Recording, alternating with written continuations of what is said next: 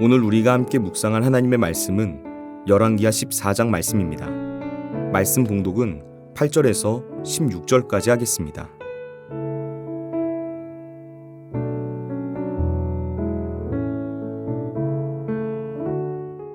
아마샤가 예후의 손자 여호아스의 아들 이스라엘의 왕 요아스에게 사자를 보내 이르되 오라 우리가 서로 대면하자 한지라. 이스라엘의 왕 요아스가 유다의 왕 아마샤에게 사람을 보내 이르되 레바논 가시나무가 레바논 백향목에게 전가를 보내어 이르기를 내 딸을 내 아들에게 주어 아내로 삼게 하라 하였더니 레바논 들짐승이 지나가다가 그 가시나무를 짓밟았느니라. 내가 에돔을 쳐서 파하였으므로 마음이 교만하였으니 스스로 영광을 삼아 왕궁에나 내 집으로 돌아가라. 어찌하여 화를 자취하여 너와 유다가 함께 망하고자 하느냐 하나. 아마샤가 듣지 아니하므로 이스라엘의 왕 요아스가 올라와서 그와 유다의 왕 아마샤가 유다의 벳세메스에서 대면하였더니 유다가 이스라엘 앞에서 패하여 각기 장막으로 도망한지라. 이스라엘 왕 요아스가 벳세메스에서 아하시아의 손자 요아스의 아들 유다 왕 아마샤를 사로잡고 예루살렘에 이르러 예루살렘 성벽을 에브라임 문에서부터 성 모퉁이 문까지 400규빗을 헐고 또 여호와의 성전과 왕궁 곳간에 있는 금, 은과 모든 기명을 탈취하고 또 사람을 볼모로 잡고서 사마리아로 돌아갔더라. 요아스의 남은 사적과 그의 업적과 또 유다의 왕 아마샤와 싸운 일은 이스라엘 왕 역대지략에 기록되지 아니하였느냐.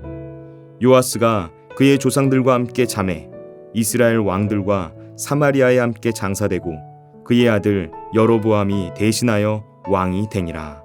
아멘.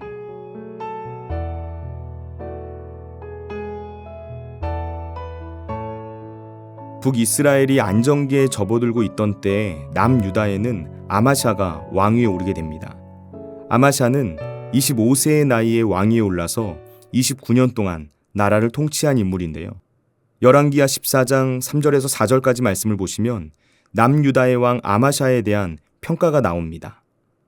아마샤가 여호와 보시기에 정직히 행하였으나 그의 조상 다윗과는 같이 아니하였으며 그의 아버지 요아스가 행한 대로 다 행하였어도 오직 산당들을 제거하지 아니하였으므로 백성이 여전히 산당에서 제사를 드리며 분향하였더라. 지금 아마샤에 대해 말하면서 그가 여호와 보시기에 정직히 행하였다라고 긍정적인 평가를 내립니다. 그런데 이어지는 말에 다른 말이 덧붙여져 있습니다. 아마샤가 걸어간 길이 다윗과 같이 하나님의 마음에 완전히 합한 것은 아니었고요. 그의 아버지 요아스의 수준만큼 행했다라는 것으로 평가를 받고 있는 것입니다. 아마샤의 아버지 요아스는 어떤 인물입니까?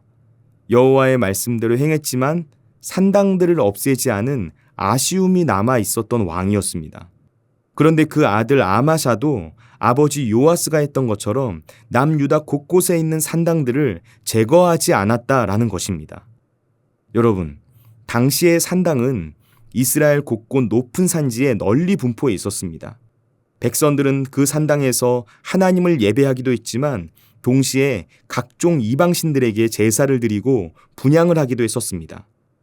사실 예루살렘 성전이 건축되기 전까지는 산당 예배가 용인되었습니다. 하지만 성전이 완공된 이후에는 예루살렘 성전에서만 하나님을 예배하는 것이 원칙이었습니다. 그것이 율법이 가르치고 있는 내용이었기 때문입니다.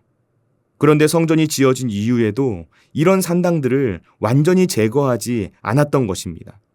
남유다의 왕 요아스도 그랬고 그의 아들 아마샤도 그랬습니다. 왕이 이방신에게 제사하고 분향을 할 수 있도록 빌미를 주는 산당들을 제거하지 않고 그것을 강력하게 금지하지 않으니까 백성들이 계속해서 산당에서 이방신들을 섬기는 영적 간음의 죄를 저지르게 되었던 것입니다.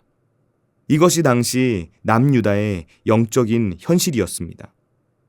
생각해보면 나라를 통치하는 왕의 입장에서 산당들을 유지하는 선택을 한 것은 백성들을 되도록 자극하지 않으려는 일종의 통치 전략인 것처럼 보이기도 합니다. 하나님의 백성은 마땅히 하나님께서 원하시는 방식대로 하나님만을 예배하는 것이 맞습니다. 그런데 당시 대다수의 백성들은 자신들이 원하는 방식으로 하나님을 예배하고 자신들이 원하는 신들에게 다양하게 섬기기를 원했습니다. 당시에는 이런 문화가 너무나 오랜 시간에 걸쳐서 굳어져 있었던 것입니다. 그래서 아마샤도 한 나라의 왕으로서 자신의 권력을 안정적으로 유지하기 위해 산당들을 남겨두는 선택을 했다라고 볼 수 있는 것이죠. 하나님께 바른 예배를 드리는 것보다 자신의 왕위를 공고히 하는 것을 우선시했기 때문에 이런 선택을 내렸던 것입니다. 여러분, 이렇게 오래된 관습과 관행에서 벗어나서 하나님께서 기뻐하시는 진정한 예배를 드리는 일은 생각보다 쉽지 않은 일입니다.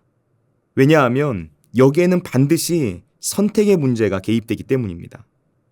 사도 바울은 로마서 12장 1절 말씀에서 우리가 드려야 할 영적 예배에 대하여 말하는데요. 이어지는 2절 말씀에서 너희는 이 세대를 본받지 말고 오직 마음을 새롭게 함으로 변화를 받아 하나님의 선하시고 기뻐하시고 온전하신 뜻이 무엇인지 분별하도록 하라 라고 명령합니다. 우리가 드려야 할 진정한 영적인 예배는 이 세대의 모습을 본받지 않는 것에서 답을 찾을 수가 있다는 것입니다. 이 시대와 세대 안에 자연스럽게 녹아져 있는 관습들, 오래된 관행이 예배의 본질은 아니라는 것이죠. 하나님께서 진정으로 기뻐하는 예배의 본질이 무엇인가? 우리는 이 세대를 본받지 않음으로써 그 본질을 분별하여 볼 수 있어야만 합니다. 지금 내가 드리고 있는 예배가 어떤 예배인지를 분별하여 볼 수 있어야 합니다. 내 마음의 중심에 하나님이 아닌 다른 것을 예배하고자 하는 산당이 세워져 있는 것은 아닌가? 이것을 분별해야 합니다.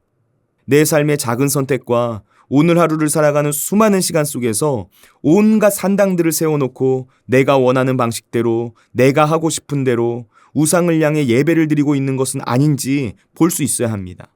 하나님이 아니라 철저히 내가 기준이 된 예배, 우리가 그런 예배를 드리고 있는 것은 아닌가? 이것을 볼 수 있어야 한다는 것입니다. 하나님께서 기뻐하시는 예배가 아니라 내가 즐거운 예배에 초점을 맞추어 놓고 내가 참된 예배를 드리고 있다고 착각하고 있는 것은 아닌지 분별할 수 있어야 합니다.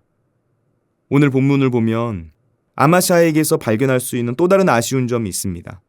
8절 말씀을 보시면 아마샤가 왕권을 강화하고 에돔과의 전쟁에서 승리하면서 승승장구를 하던 때에 북이스라엘 왕 요아스에게 사자를 보내서 우리가 서로 만나자라고 제안을 하는 장면이 나옵니다. 본문에는 아마샤가 왜 요아스에게 만나자고 했는지 그 이유가 정확히 나오지 않는데요. 역대하 25장 말씀을 보면 그 이유가 무엇인지 기록되어 있습니다.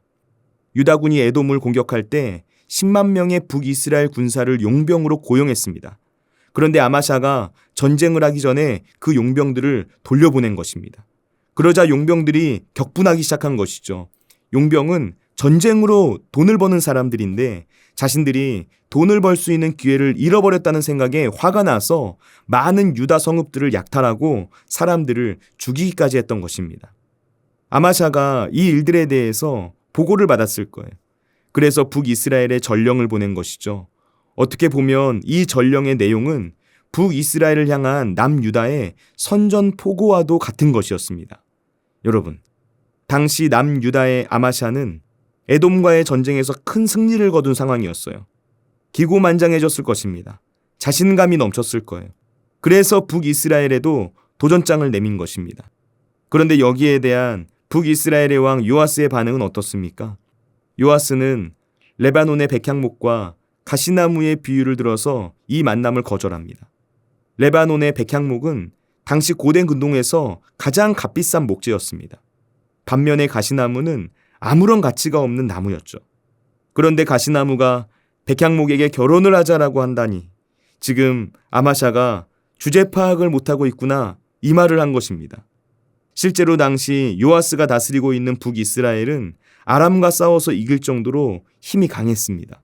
그리고 역사적으로도 이때뿐만이 아니라 북이스라엘은 늘 남한국 유다보다 더 강력한 힘을 가지고 있었던 것이 현실이었습니다. 그래서 10절 말씀에서 요아스가 아마샤를 향해서 에돔을 이긴 일 때문에 마음이 교만해졌기 때문에 네가 이런 것이다 라고 평가하면서 그를 경고한 것입니다. 여러분, 그런데 아마샤는 요아스의 경고를 듣지 않습니다.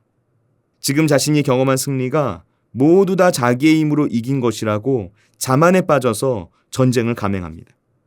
그래서 결국 남유다의 아마샤와 북이스라엘의 요아스가 베세메스에서 전쟁을 하게 되는 것이죠.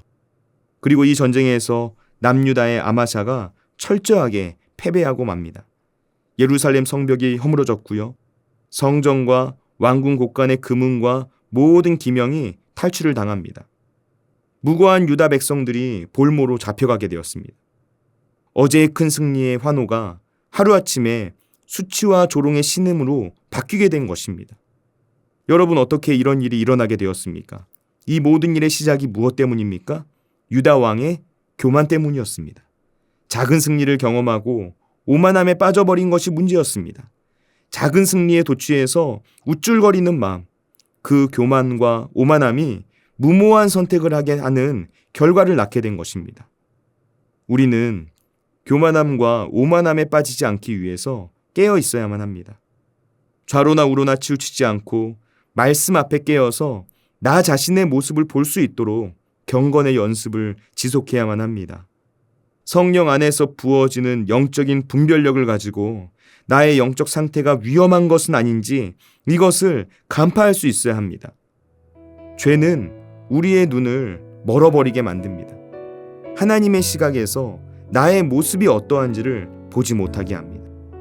교만은 패망의 선봉이라는 사실, 이 사실을 꼭 기억하시기 바랍니다. 기도하겠습니다.